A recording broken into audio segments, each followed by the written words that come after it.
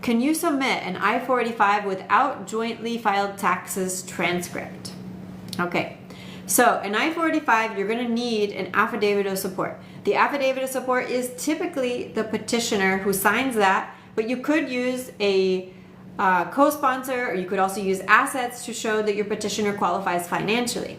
But jointly filed taxes is something that goes to support that you have a lawful marriage if you're filing it based on a marriage-based case.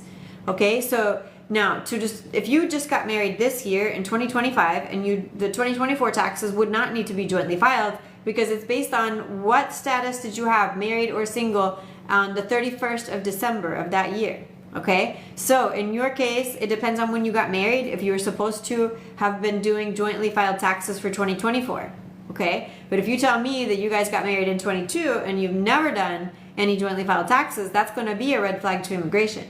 They do check to see if you've been filing your taxes jointly, and if you filed your taxes as single or head of household, the government does consider that to be fraudulent. Sometimes your tax specialist may have told you that, hey, you're going to save money if you do this, but if you've done any sort of mistake on your taxes, whether it was intentional or not, the government will assume that you may be lying on your immigration case also, and they can punish you or your spouse. So I definitely recommend, if you have been married, to always filing jointly.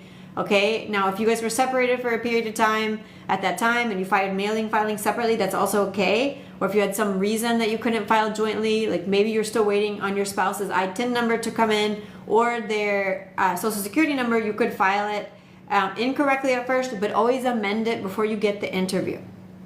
Okay, one thing though, Josh, you asked about the tax transcript.